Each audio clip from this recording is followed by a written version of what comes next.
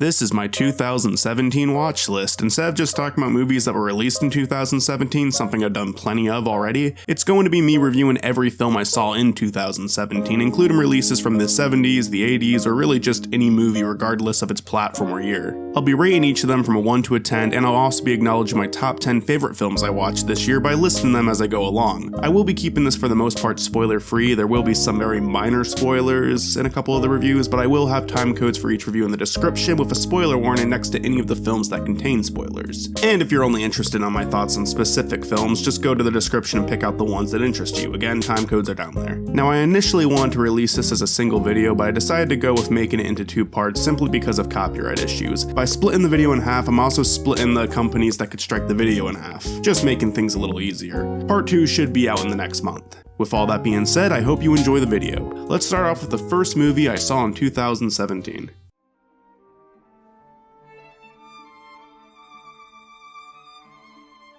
I think that all the Star Wars movies are equal, including this one, and I say that in a way where I just kind of see them as dumb fun, and I understand that they were a lot more groundbreaking during the original trilogy, and I also don't include the prequels in this just because I don't remember them, but a lot of people say they're not as good, so I guess I'll take your word for it. But it's hard to take the word for it sometimes with these movies, because everyone's freaking out over The Last Jedi, and based off of everyone's opinions on Rogue One and The Force Awakens, I'm assuming The Last Jedi is going to be pretty much just as good as these. I'm sure if I watched all of them again, I could form an opinion on which one I like the most and which one I like the least, but I just, again, I find them dumb fun. I enjoyed them. I had fun watching them. I'm gonna have fun watching The Last Jedi. I'll probably have fun watching the Han Solo movie. I'm sure eventually, if they keep making them, eventually one of them I'm gonna hate. But yeah, I liked Rogue One. It's a 6 out of 10. That's pretty much every Star Wars movie for me. Sorry. Hey, Shyamalan finally made a third good movie. Good for him. Not just, okay or good for his standards. It was legitimately an enjoyable film. It was shot well, the music was really nice, the 3 main actors made it work really well. I think the story is the weakest part of it, and I was one of the people who didn't understand the ending. Anyone who saw the movie will understand why I didn't get the ending. But when given very unique cinematography, music that I thought was worth looking into after seeing the movie, and 3 great performances, one of which was technically several performances, made it a very enjoyable film to watch from start to finish still. For me, it's an 8 out of 10. I really enjoyed it.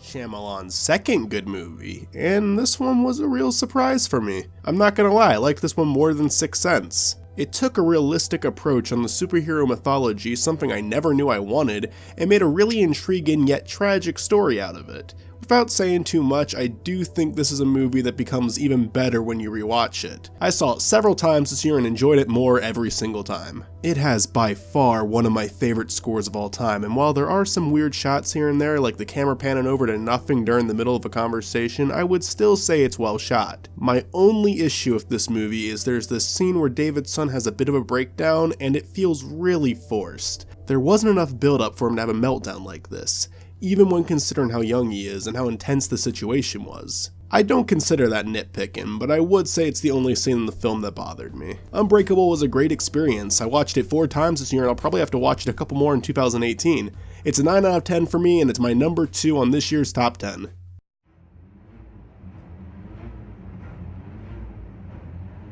If you like monster movies, you'll like it fine.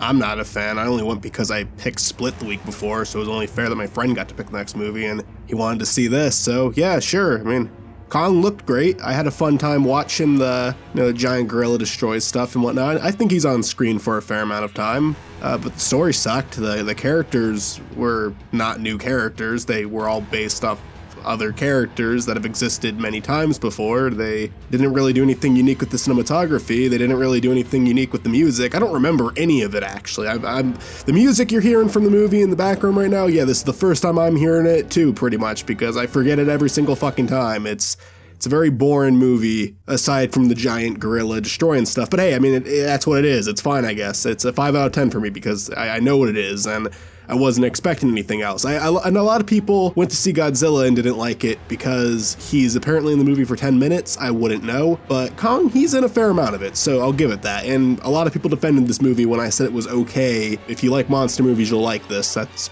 pretty much all I can say. A very bizarre but enjoyable film. Unlike Life of Brian or Holy Grail, this one doesn't really have a story, it's just a bunch of Monty Python sketches with a movie budget. All of the songs are great and it's honestly relatively well shot. It's weird and all over the place, but they clearly gave a shit about it. The film's greatest weakness and strength is the comedy. Some of the skits are funny, while some of them drag on a bit. It's not as good as Holy Grail because Holy Grail is more consistently funny, but it has way better visuals and the songs do add a lot to it. 7 out of 10. Life's a piece of shit when you look at it. So some people say this is their favorite of the three, and I don't get it. I like the song Always Look on the Bright Side of Life that plays at the very end, and that's it. Everything else is boring. It wasn't funny. The characters were very bland. The setting was very bland. I get the joke and I don't even think it's terrible commentary, but it wasn't funny enough for a feature film. I almost fell asleep during this film. I couldn't believe how boring it was. 2 out of 10. I think Whiplash is a movie that any art student should watch, especially music students, but I think the message really applies to any form of art. There are people who are competent, and then there are people who are the greats. Miles Teller desperately wants to be one of the greats, and J.K. Simmons desperately wants to create one of the greats. The movie is very uncomfortable to watch. You genuinely feel terrified every second you're in that classroom with these two. But that's just what makes the film so entertaining, and while it does cut to Teller's life at home once in a while, it does keep the focus where it belongs, which is in the classroom. One thing that I found interesting while watching this is I don't really think the film's message is 100% clear, and I think that's because it really is up to you to determine whether these two are even in the right with what they're doing. Both the student and the teacher are kinda scummy people. The student has a massive ego and treats his loved ones like garbage, and the teacher is so harsh on his students that some of them need therapy after taking his class. But it's that harshness that they both have that allows them to be above and beyond at what they do. You watch this movie and you begin to realize the harsh reality of art. Most people who do art will never have what it takes to be one of the greats. You have to decide whether you want to push yourself to that extra level but be miserable in the process, or if you're just okay with being good enough. There is both a beauty and a horror that goes with this film, and it made me take a big look at myself as a filmmaker, leaving me unsure where I stand. I know I'm not Charlie Kaufman, but I also don't think I'm a Tommy Wiseau. I sometimes become genuinely terrified of where I am on the chart because of this film, but I also encourage myself to work harder daily because of it. You know, maybe you go too far and you discourage the next Charlie Parker from ever becoming Charlie Parker. No, man, no. Because the next Charlie Parker would never be discouraged. Yeah. It's a harsh yet inspiring film, and it gets a 9 out of 10 as well as my number 8 slot on my top 10 this year. If you look at a single frame of one of Wes Anderson's films, you can immediately identify it as one of his movies, or a fan paying tribute to him. There are very few directors who can do this. He just has such a unique use of color in all of his movies. I don't know how he pulls it off. The Grand Budapest Hotel is now my favorite movie of his, surpassing Fantastic Mr. Fox. I loved everything about this film. The characters are hilarious, but at the same time tragic. The settings are bright and colorful, but also dark and cold. The story has its silly moments, but also its incredibly fucked up moments that leave you feeling empty inside. I've never seen a film find a balance of drama and comedy so well before, and it's truly something to see. I think everything in this movie works, and that Wes Anderson is a genius. It's a 9 out of 10 and number 9 on my top 10. Wow, 3 top 10 slots in a row. Her makes it to number 5. I am amazed that one of the best romances I've ever seen takes place in a film between a man and his operating system, but that's just a sign of excellent writing. I always thought this movie sounded a little silly, but when I finally sat down and watched it, it didn't take any longer than a minute for the movie to sell me on it. It's such a likable couple. I thought this movie was going to be about how incredibly unhealthy his relationship with the computer is, and we were going to get some similar commentary to the Gravity Falls episode with Zeus and the dating simulator, but instead I ended up supporting the couple from from the second I started watching. It's just outstanding chemistry. The two main characters alone are enough to sell the movie, but at the same time there is a good sense of humor, clever commentary about the growth of technology, and my god, some breathtaking cinematography. And I know that's a cliche thing to say, oh it's breathtaking, but look at it. They just make everything about the world we live in look so beautiful. Every frame of the film just gives you this warm feeling. I am amazed by the talent that went into it. The score is incredible, and the song in the credits is beautiful, and I could just go on about it for hours. I'm a little disappointed because I was told by friends not to bother with this one because they thought it was boring, but I couldn't disagree more. There wasn't a single scene that lost my interest. There wasn't a single moment that I thought was unneeded. I think all of it works. To me, it's an absolutely perfect movie, and I give it a 10 out of 10. And if you're wondering how a 10 out of 10 got ranked lower than a 9 out of 10 film, Unbreakable, it's just because I got a little bit more out of Unbreakable in terms of all the times I rewatched it and studied it. I think Her has zero problems, while I think Unbreakable has a few. Unbreakable just happened to get me a little more invested, but Her doesn't have a single scene I would call bad. I can't even think of a nitpick, I love everything about it. So that may come off as confusing, but I think sometimes we can enjoy one film while acknowledging the other is made better. I think a lot of people might like something like Guardians of the Galaxy more than something like Her while acknowledging that one has a lot more meaning behind it. It just all comes from perspective of the person watching.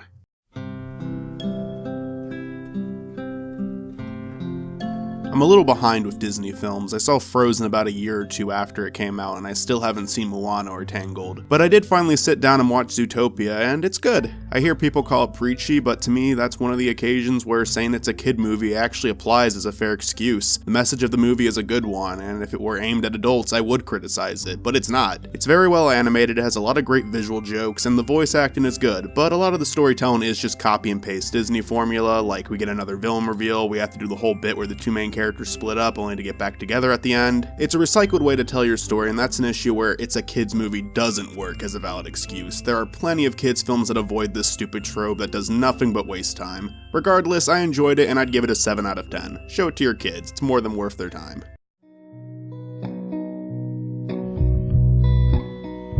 My cousin told me this Netflix original was his favorite movie of all time, and I don't understand why, but it's not bad. It's just another buddy road trip movie, and there's almost nothing original about the story at all. However, the two main characters are both very likable, and both of them get a lot of laughs. I'd say they alone make it worth watching, just don't expect anything groundbreaking story-wise. The only thing that's unique, I'd say, is that we keep flashing back to the past where, without saying anything, it's pretty obvious what's going to happen in the scene, and it feels pretty pointless that they keep cutting to it. However, the last time they cut to it, they do throw a curveball. What you expect happens, but how it happens gets you by surprise and actually makes the incident a lot worse. Not bad, I would watch it again, 6 out of 10.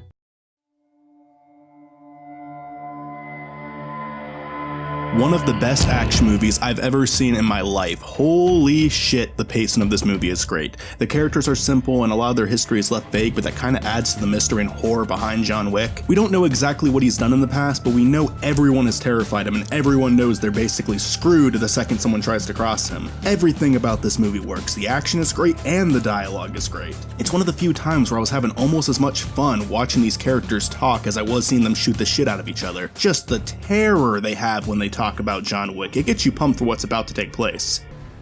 We called him Baba Yaga. The boogeyman? Well, John wasn't exactly the boogeyman.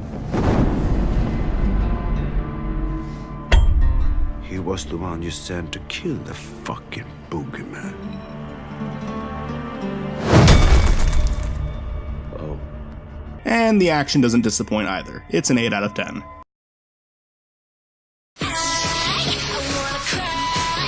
Lemonade Mouth is without a doubt the greatest movie I've ever seen in my entire life. From its subtle messages about art not being as respected as sports, from its clever metaphors about the corrupt system expressed for the principle, and the groundbreaking music that changed the way we look at life. Fuck LaLa Land. Why the hell are these untalented pricks even trying? They can't beat Lemonade Mouth. The fact that this hasn't gotten a theatrical release yet is an absolute sin. But you know what? Maybe that's just a metaphor for how unappreciated the musicians in this film are, and how everyone else is stupid. It doesn't even make the top 10 because it's too good for the top 10. Every single movie on the top 10 is a joke compared to Lemonade Mouth. They are jokes. Like, the directors of these should be embarrassed after watching Lemonade Mouth. If you haven't seen this movie yet, you haven't really lived yet. Just be careful when you watch because you'll likely become depressed knowing that all of your years prior to it are wasted. I know I am. 11 out of 10.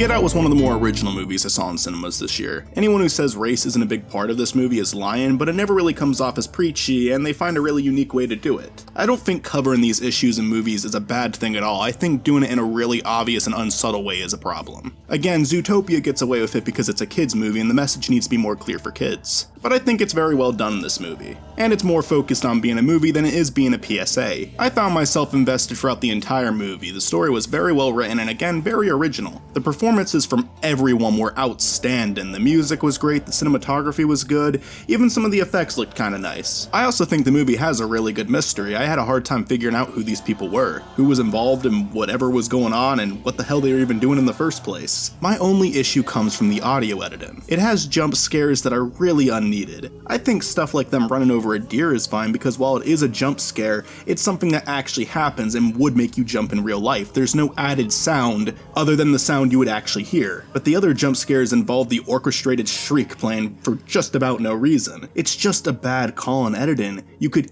easily have each of these scenes without the jump scare. It would have made no difference. Most of the scenes that use the jump scares would actually be creepier without them. Like there's this scene where the maid just walks across the hallway in the background and the sound effect goes off, but why? First off, just seeing it in a quiet hallway without the main character noticing would have been a lot more unnerving. Second, how is the character walking in the hallway a jump scare worthy moment? It's kind of a nitpick, it's not nearly as bad as It, and I really don't have any other issues with it. But I wish we could get rid of the orchestrated shrieks in movies. It's never been good, it's never been necessary. Consider this an honorable mention for the top 10. Get Out gets a 9 out of 10.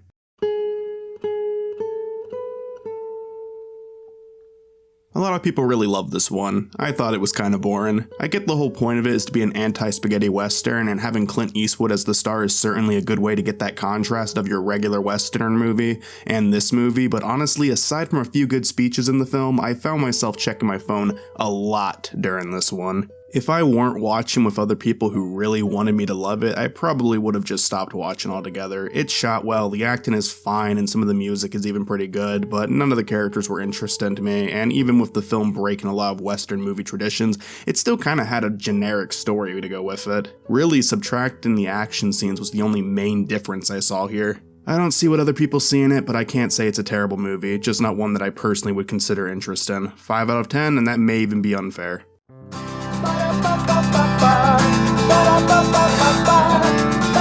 I already did a whole review on it, but I actually lowered my score a bit since then. Yeah, sorry, I think it's more bad than good. I think I was giving it props for the few enjoyable moments it had, but really just giving way too much credit where credit really wasn't due. I wanted to go easy on it because I like Brad Jones a lot, but you know what? He's an adult, criticizing movies is his job. He can be criticized for his own as well. Though actually, it's not even his movie, it's Ryan Mitchell's film. Brad Jones just played a huge part in it. It's got a good message, and I'd say that Malcolm, Brad, and Rob give funny performances, but that's kind of where my positives end. I respect what they made, I bought the DVD, but I hope they can get some good feedback so they can improve their work with their next movie. I like the people behind it, so I'll certainly buy their next one, and I give Jesus Bro a 4 out of 10.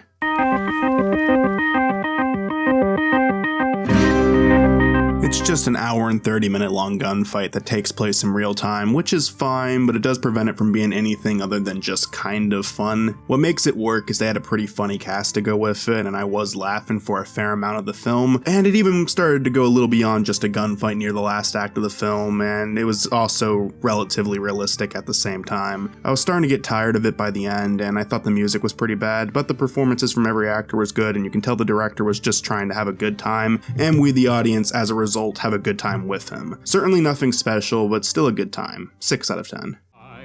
Are you happy? It's your This is a stupid movie. I watched it after the Nostalgia Critics video on it because it certainly did look interesting, and while it is indeed stupid, it's pretty enjoyable to watch at the same time. For starters, the animation actually is pretty well done, and the writing is fascinating. Every decision in this movie is really out there, but that's what makes the movie entertaining. I don't know if I can even say it's written poorly. They had to do a retelling of Jack and the Beanstalk. If they would have told the story properly, it probably wouldn't have been a very entertaining movie to watch. It would have been generic as hell without these weird decisions. I guess I can say it's poorly written in the way where it constantly adds things to the story that don't make any sense at all and they're not explained very well, but in terms of finding a unique way to tell this story, I think they have everyone beaten with that. I'd honestly recommend it. It's so bad it's good in some areas and actually good in others. I'd still give it a 5 out of 10 because the writing is actually really lazy in areas, like they add possibilities into the film's world without explaining them. Plus some of the songs are unbearable to listen to. So I don't know, 5 out of 10 seems fair. The number rating isn't really necessary for this one.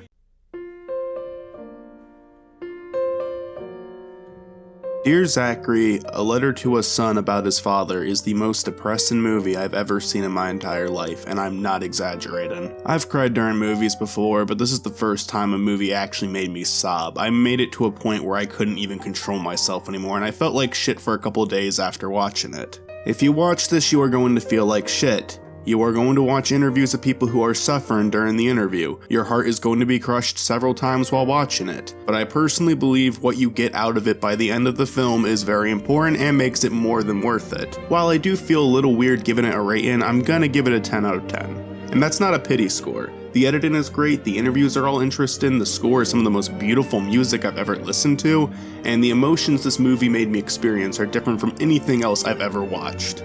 It takes number 4 in my top 10 as well.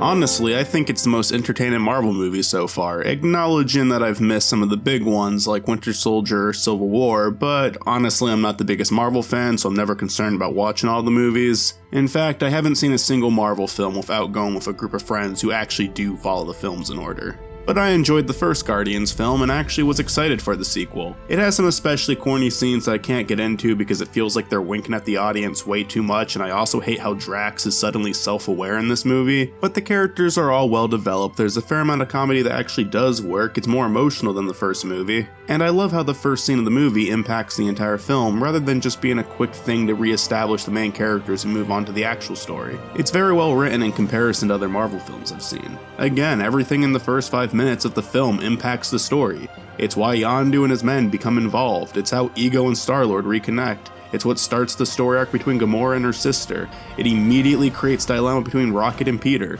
it sets up everything and it does it very well. And the action scenes are also really entertaining, some of the best I've seen in this franchise. I don't think I'll ever watch it again unless I'm with someone who wants to and never saw it before, but I enjoyed it, and I even did a whole podcast on it. My opinions there haven't really changed much. It's a 7 out of 10 for me.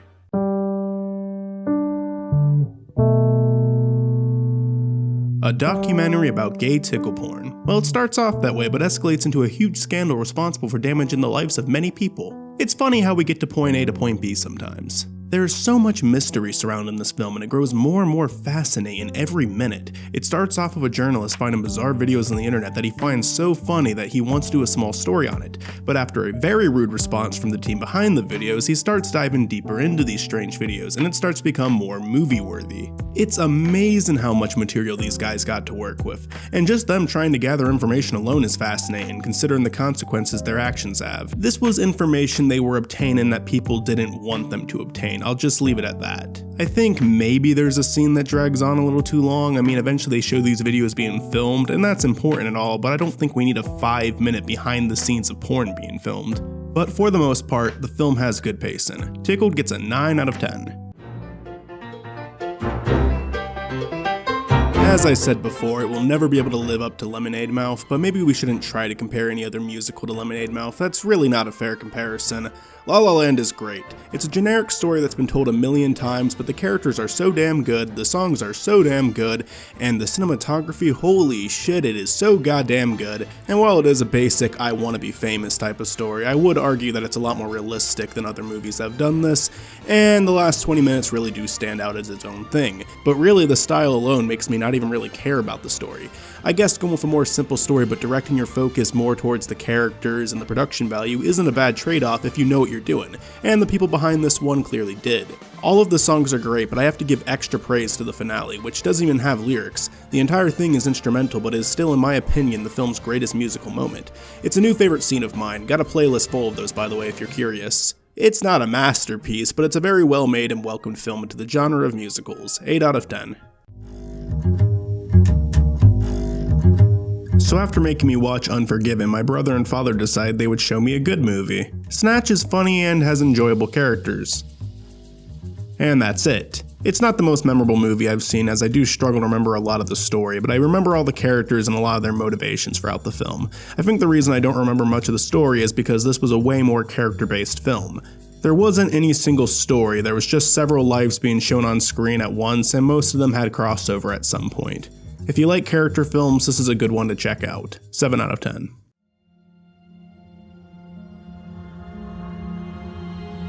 Voice acting, great. Animation, great. Story, well, everyone hates the first 30 minutes, but why didn't we delve more into the Joker's backstory? Why didn't we take advantage of the fact that this was a movie? I guess I can respect them being super dedicated to the source material, but what's the point of making a movie if you're not going to change anything up, if you're not going to extend upon it?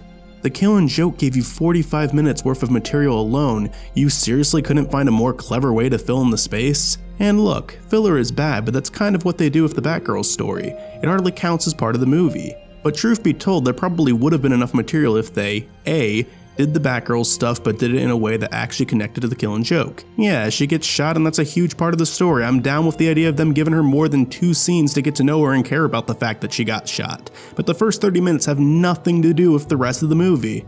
Her dilemma is not an interesting or slightly original one. She isn't a very interesting character herself, and I am saying in this movie, I've never read the comics. The villain is just some douche in a suit. There is nothing about the first 30 minutes that even seems to be remotely inspired. It's just the most generic shit you could get with a movie like this. B, you don't rush the Joker story. Again, I get that it was following the comic, but stretch the scenes out longer. You have an opportunity to do that now. Take advantage of it. There is no reason to want the Killing Joke movie if you're just going to copy and paste the comic. Why wouldn't you just read the comic then? That's the original. This was part of the movie that I thought could have easily been filled in. The Joker's past is interesting. The transition of him turning into the Joker could have been expanded. They spend less than 30 seconds on that transition. What the hell? That could have been 30 minutes of your movie. Again, I realize that would be changing things from the comic, but if you weren't going to do that, then why the hell would you make a movie? I'm sounding like a broken record at this point, but it really just seemed like a bad call to me. Mark Hamill voicing the Joker again is not a good enough reason. He could have just done a comic dub. To me, the only part of this film that was consistently good was the final showdown between Batman and the Joker. The Joker's monologue was great and the ending was even better. I know reviews were very mixed upon actual fans of Batman, and I will remind you that I'm not much of a superhero guy, but I can't deny the talented animators behind this project, and that's a great performance from Mark Hamill. I think there's enough good stuff to call the movie average, so an average movie deserves an average score. I give it a 5 out of 10. It should have done more. To me, the trifecta of YouTube is Your Movie Sucks, I Hate Everything, and Ralph the Movie Maker. There's people who make short films or animations that I enjoy on a higher level, but they are very inconsistent because of how long it takes to do that, so I guess they're my favorite when talking about good, consistent content. Ralph, however, does make films as well as reviews, and while there is no greater irony than a movie critic making a shitty movie, Ralph actually did a pretty great job with King Candy. Now granted, it's kind of Ralph and Ralph alone that makes this movie. He plays the main character who is very interesting and entertaining to watch. He's this awkward kid with zero confidence who slowly gains power that starts to change who he is. He becomes cynical, he becomes egotistical, his patience shrinks more and more, he kind of turns into a monster, and the transition is done very well. Everyone else feels like they were friends that he casted the movie with, but literally every indie filmmaker on a YouTube level is the same way. Really, as long as they're given fitting roles, I'm fine with it, and they are. None of them were bad on a cringeworthy level. The story and main character are great, the music and cinematography are good, the only thing that really bothers me is the film's color grading and sound editing.